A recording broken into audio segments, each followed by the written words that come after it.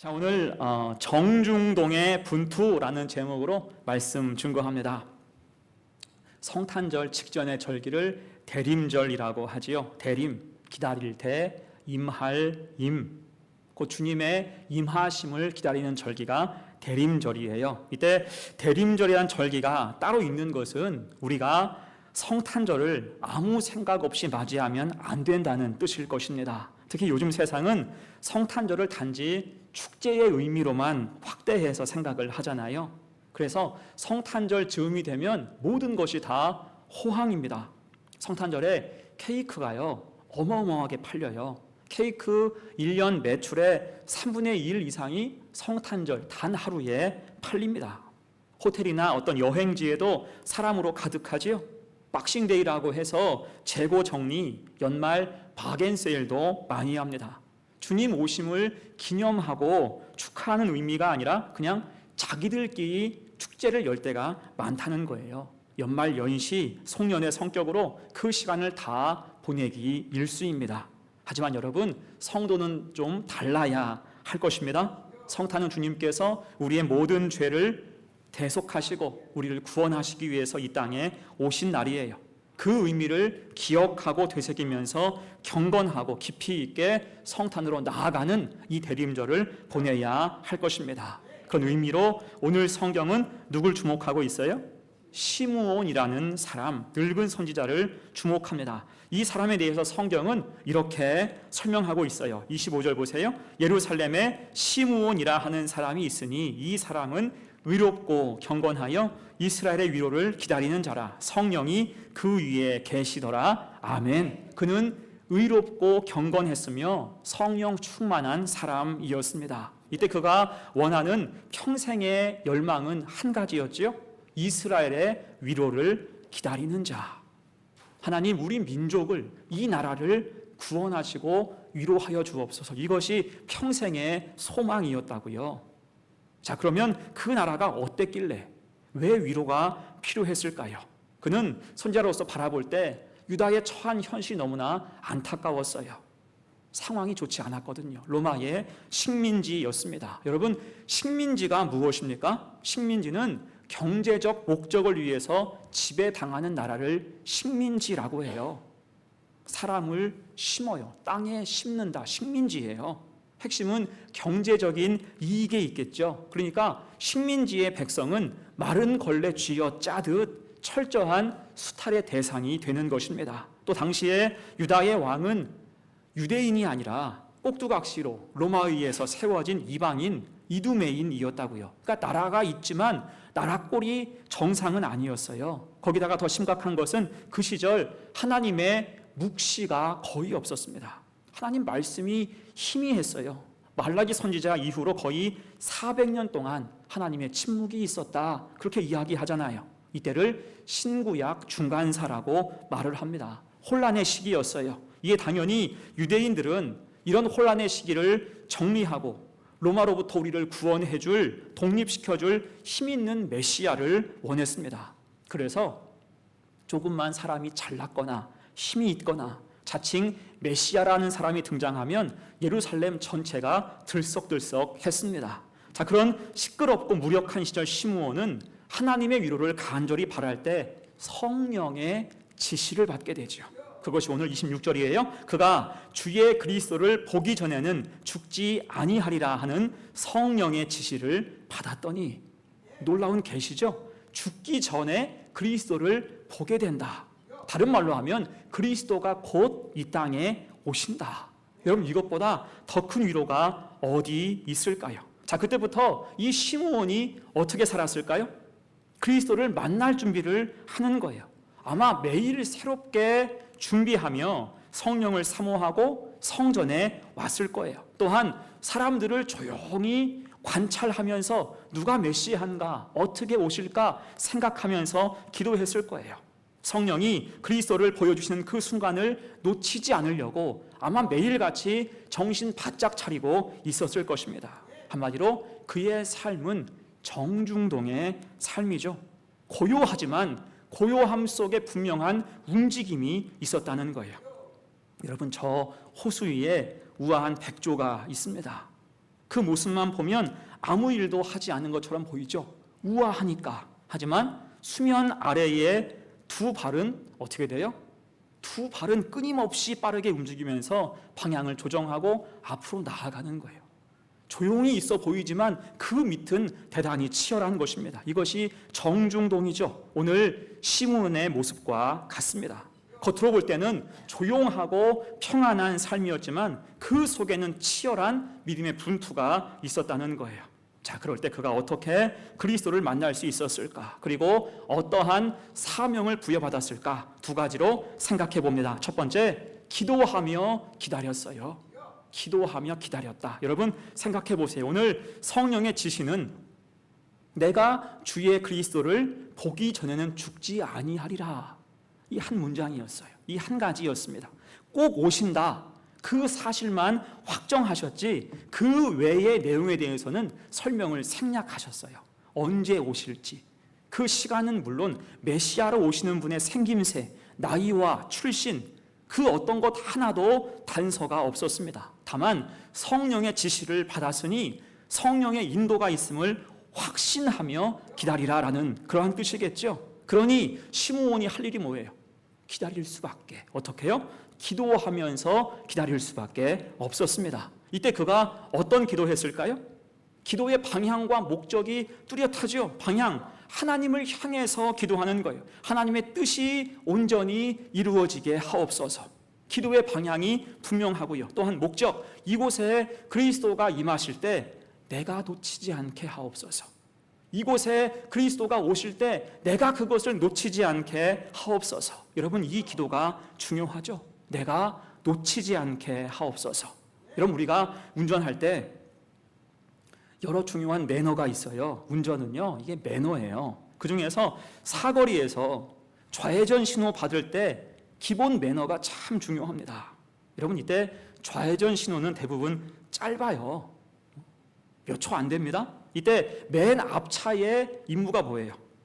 신호와 동시에 최대한 빨리 뽑아줘야 돼요. 쭉 나가줘야 돼. 빨리 나가주면 저 뒤에 2대 정도는 더 따라올 수가 있어요. 근데 가끔 보면 차들이 안 가요.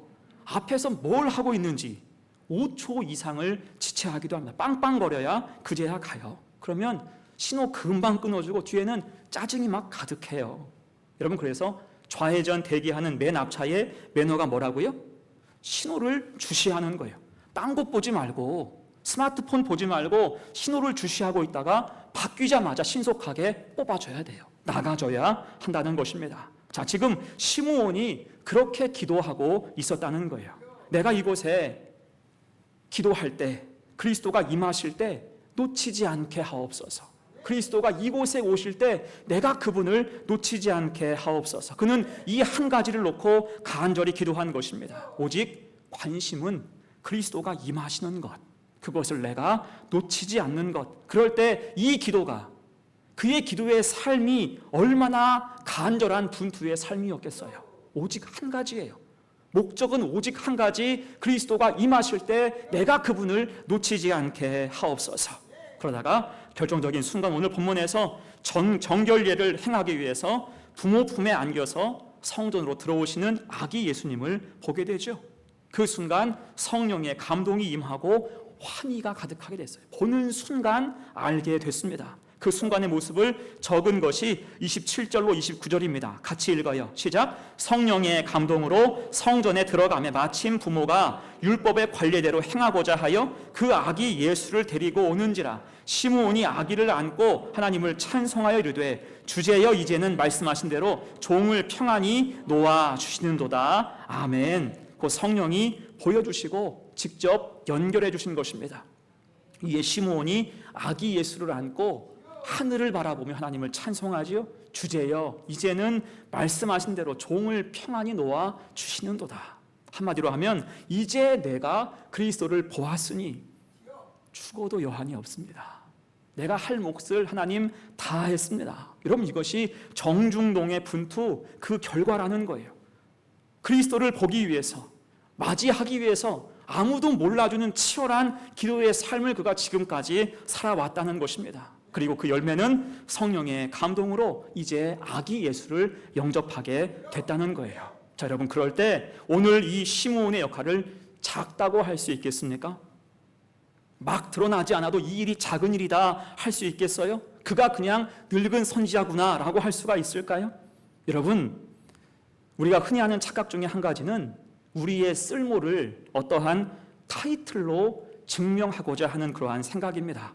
이름값, 어떤 타이틀을 얻고자 하는 것, 여기에 우리가 몰빵하는 경향이 있어요. 이를테면 내가 큰 교회 목사다, 내가 어디 사장이다, 내가 저 좋은 대학교 스카이 출신이다. 그래서 타이틀만 자랑하고 거기에 몰빵하는 경향들이 있다는 것입니다. 여러분, 그런데 인생은 타이틀이 중요한 게 아니라 사실은 그 안에 내용이 더 중요한 줄로 믿습니다. 타이틀이 아무리 좋아도 그 안에 내용이 망가지면 정말 하루아침에 아무것도 아닌 존재가 되고 말아요. 우리가 예레미야서 26장을 보면 성전 선지자 하나냐 이야기가 나오죠. 당시에 성전 선지자라고 하면 존경과 선망의 대상이었습니다. 그래서 그는 늘 백성들을 향해서 입버릇처럼 이렇게 말을 시작했어요. 만군의 여호와 이스라엘 하나님이 이같이 일러 말씀하시기를. 무슨 말을 할 때마다 하나님이 이같이 일러 말하게 하시기를. 곧 그가 하는 모든 말의 출처가 누구라고요? 하나님이신 것을 밝히는 거예요. 자, 그런데 문제가 뭐예요? 그게 다 날조였다는 거예요. 하나님이 주신 일이 없는데 이 사람은 늘 말끝마다 하나님이 일러 가라사대 날조해서 말을 했다고요. 그러면서 예레미야와 끊임없이 충돌합니다. 예레미야는 그 시절에 하나님 심판을 선언하면서 회개를 촉구했지요. 이를 보고 하나냐는 늘 예레미야를 욕하는 거예요. 매국노다라고 취급했습니다. 대신 그 자신은 회복과 축복을 선포했고 그 백성이 듣고 싶어하는 말을 주로 해줬습니다. 곧 그는 자기 타이틀을 유지하기 위해서 그 내용을 전부 거짓으로 채웠다라는 거예요. 여러분, 결국에 어떻게 됩니까? 이 사람 징벌과 심판으로 그 인생이 끝나고 말아요. 하나님이 그를 향해서 즉결 심판을 예정하십니다. 예레미야 26장 15절로 17절 보세요. 선지자 예레미야가 선지자 하나냐에게 이르되 하나냐여 들으라. 여호와께서 너를 보내지 아니하셨거늘 내가 이 백성에게 거짓을 믿게 하는도다. 그러므로 여호와께서 이와 같이 말씀하시되 내가 너를 지면에서 제하리니 내가 여호와께 패역한 말을 하였음이라. 내가 금년에 주리라 하셨느니라 하더니 선지자 하나냐가 그의 7째 달에 죽었더라. 아멘. 결국 이 하나냐는 좋은 타이틀을 가졌지만 그 내용이 전부 가짜인지라 그 마지막은 허무와 공허뿐이었습니다. 하지만 여러분, 오늘 시므온은 어때요? 그는 성경을 통틀어서 오늘 본문에서 딱 한 번 나와요. 또 어떤 주석책을 보면요, 이 사람을 선지자로 분류해서 말하기도 하고요. 또 어떤 주석은요, 그냥 노인, 성도라고 말하기도 합니다. 아무튼 타이틀은 별거 없는 거예요. 선지자인지 이게 성도인지 노인인지. 겉으로 볼 때는 초라한 인생이라고요. 하지만 여러분, 이 사람이 과연 초라합니까? 이 인생이 초라해요? 이 사람의 인생이 허무와 공허를 향해서 가고 있습니까? 아니죠. 누구보다도 아름답고 풍성하게 흘러가는 거예요. 곧 기도하며 조용히 하나님의 뜻을 기다릴 때, 그리스도가 임하실 때 놓치지 않고자 늘 간구하고 마음 졸이며 살아갈 때 주제여 이제는 말씀하신 대로 종을 평안히 놓아 주시는도다. 하나님 모든 역사를 체험하고 찬송하며 살았다는 것입니다. 어떻게 할 때요? 정중동에 분투가 있을 때, 믿음 가지고 살아갈 때 타이틀이 아니고 그 내용이 풍성하게 채워진 줄로 믿습니다. 여러분, 그것이 우리를 아름답고 행복하게 하는 거예요. 그래서 우리도 주님 약속을 고대하면서 지금 있는 자리에서 나에게 허락하신 여러 가지 여건 속에서 정중동의 분투를 할 수 있기를 간절히 바랍니다. 큰일이 아니어도, 타이틀이 우리에게 없어도 우리를 누가 아세요? 하나님이 아세요. 우리가 세상에서는 무명할지라도 우리가 하나님 앞에는 무명한 자가 아닙니다. 하나님은 나를 아시고 나의 인생을 아시고 나의 열심을 아시고 우리는 하나님 앞에서 유명한 자인 줄로 믿습니다. 오히려 그 안에서 선한 주의 역사가 가득하고 사명의 열매는 풍성하게 주어지는 거예요. 이 은혜를 믿고 깨달아서 결코 위축되지 마시고 나는 하나님께서 내 삶을 아시고 나의 인생의 내용은 너무나 아름답다, 주께서 받으실 만하다, 그런 인생을 꿈꾸고 살아가는 복된 성도가 되시기를 간절히 축원합니다. 아멘. 두 번째예요. 시므온의 분투 두 번째, 비전을 선포해요. 이제 그리스도를 만난 시므온은 개인적인 감격을 넘어서 성령이 감동하시는 대로 비전을 선포하지요. 곧 그리스도로 이 땅에 오신 아기 예수를 축복하고 그 역할에 대해서 공식적으로 선언하는 거예요. 굉장히 중요한 역할을 시므온이 합니다. 그것이 30절로 32절이에요. 내 눈이 주의 구원을 보았사오니 이는 만민 앞에 예비하신 것이요 이방을 비추는 빛이요 주의 백성 이스라엘의 영광이니이다. 아멘. 이 말씀 참 의미가 있습니다. 찬찬히 살펴보자면 먼저 30절이죠. 내 눈이 주의 구원을 보았사오니, 그 성경의 약속이 이제 온전히 성취됐다는 거예요. 여러분, 우리가 구약 성경 보면 메시아 예언이 참 많아요. 그러니까 지금은 이것이 메시아 예언이다라고 알려주니까 그것이 메시아 예언인 줄 알겠죠. 그런데 그냥 쭉 읽어보면 무엇이 무엇인지 잘 모를 때가 많아요. 그것은 하나님께서 말씀 속에 메시아의 말씀, 메시아 예언을 감춰두신 거예요. 믿음 가지고 성경을 보는 사람만 그것을 캐치할 수 있도록 감추어 주신 것과 같습니다. 그 실체가 오늘 아기 예수를 통해서 밝히 드러나게 하신 거예요. 다만 이때 중요한 것은 이 비밀한 것을 시므온 자신에게 허락하신 것이 시므온에게는 큰 은혜이고 감격이었다는 거예요. 그래서 고백하기를 내 눈이 주의 구원을 보았사오니, 얼마나 큰 은혜입니까? 공부를 많이 한 것도 아니고 인격이 고매한 것도 아니고 잘난 재주가 있는 것도 아닌데 그리스도께서 보게 하신 거예요. 하나님이 그리스도를 보게 하신 것입니다. 그는 어떻게 구주를 보게 됐을까요? 하나님 마음을 알기 때문이에요. 성령의 부르심에 순종하고 의롭고 경건하게 살아갈 때 인생 최고의 보물, 성경에 감추어진 비밀을 그 눈에서 확인하는 복을 받은 줄로 믿습니다. 그래서 여러분도 하나님의 약속을 믿는 자, 하나님 약속을 아는 자가 되어서 주님의 일이 보이고 주님의 뜻이 보이고 주님의 구원을 목격하고 감격할 수 있는 복된 성도가 되시기를 축원합니다. 자, 또한 이어서 말합니다. 이는 만민 앞에 예비하신 것이요. 여러분, 우리가 살면서 무언가를 예비하고 준비할 때가 있잖아요. 이제 겨울이 왔습니다. 월동 준비 잘 돼가고 있습니까? 김장 다 하셨어요?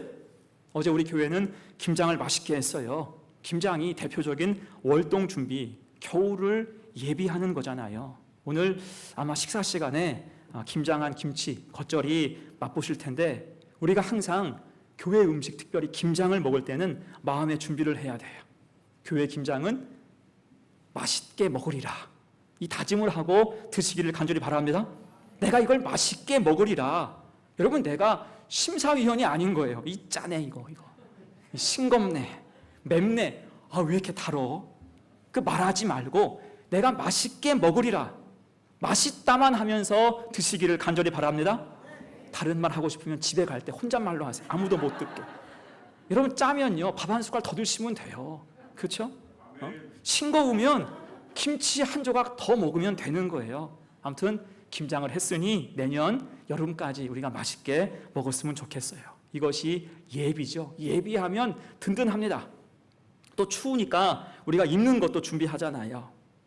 이때 우리 집은 딸만 넷이라서 옷을 대물림해서 많이 입어요. 그런 집 별로 요즘에 없을 건데 우리는 물려 입어요. 제일 오래 물려 입은 것이 여름 원피스인데 큰딸이 입었던 것을 둘째, 셋째를 걸쳐서 넷째까지 입었어요.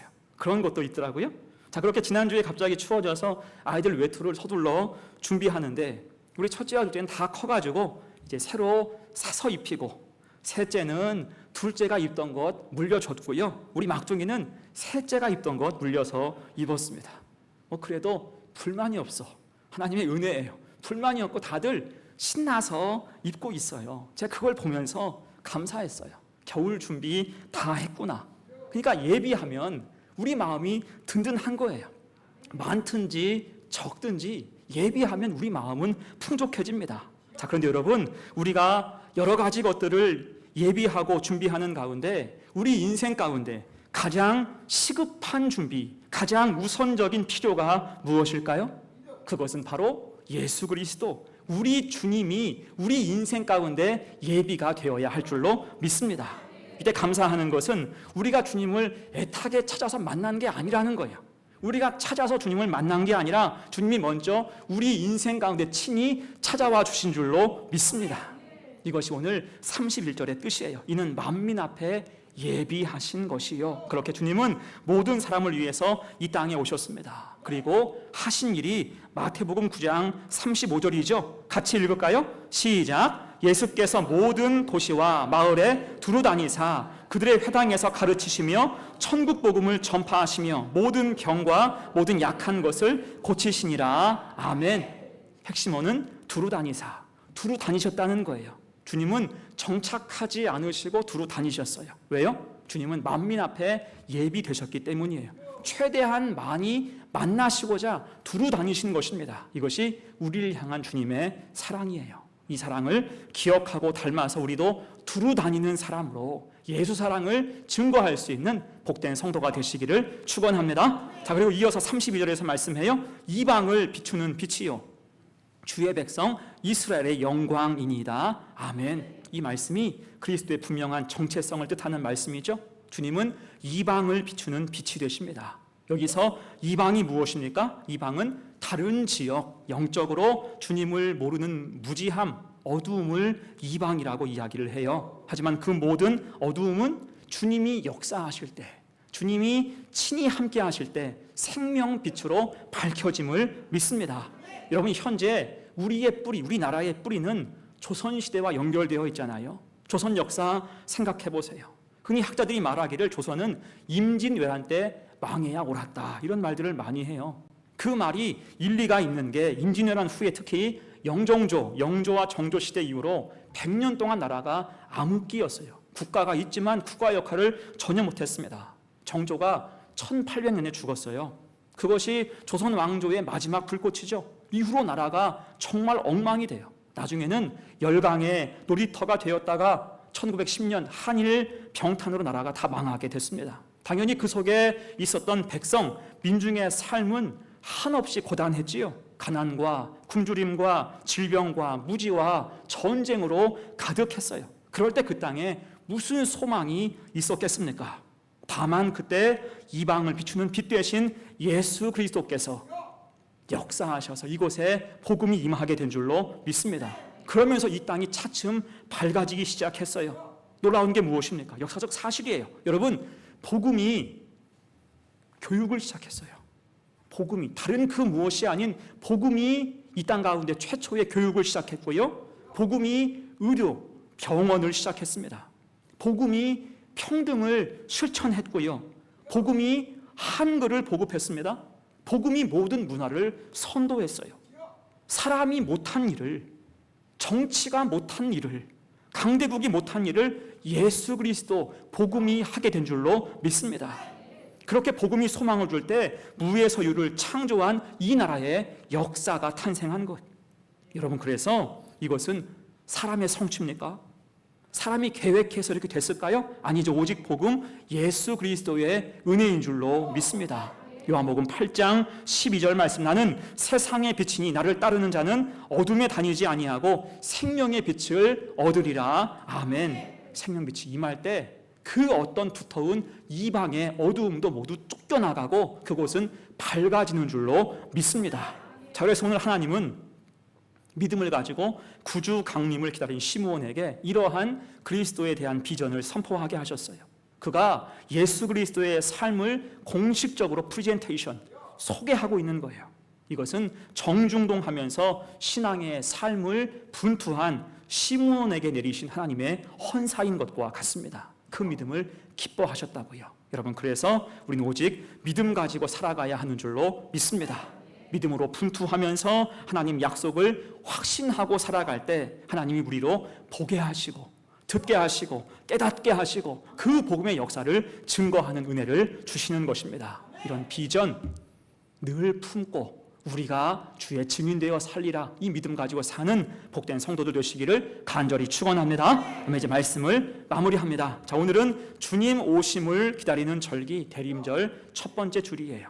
자, 그 기쁨을 공식적으로 선포한 것이 시므온이었죠. 그는 정중동의 사람이었어요. 마치 전방 철책에서 근무하는 병사와 같은 거예요. 철책에서 총을 메고 근무하는 초병은 그냥 서 있는 것이 아닙니다.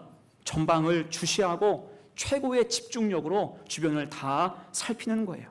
곧 조용히 서 있는 것 같지만 그 속에서 분투하는 거라고요. 추위와 싸우고 지친 육신을 거슬러서 전방을 다 경계하고 살피는 것입니다. 오늘 시므온이 그랬다고요. 기도하며 내가 그리스도를 놓치지 않으리라. 사명에 충실할 때 시므온은 성령의 감동하심을 따라 아기 예수를 만났고 그분에 대한 그리스도의 비전을 선포하게 됩니다. 여러분, 그때 그가 고백한 그리스도 누구세요? 약속하신 우리의 구원자이시고요, 만민을 위해 친히 예비된 분이고요, 세상을 밝히시는 빛으로 이 땅에 오셨음을 믿습니다. 그 사실을 우리가 잘 기억해서 우리도 정중동하면서 우리의 일상을 통해서, 아무도 몰라주는 우리의 일상이라도 그 일상을 통해서 믿음 가지고 분투할 때 주님의 임재를 맛보고 기뻐하는 성도, 주님의 성탄을 확신하며 복음을 증거할 수 있는 거룩한 주의 종들 다 되시기를 간절히 축원합니다. 아멘. 우리 함께 찬송하고 주신 말씀 붙잡고 통성으로 기도하겠습니다.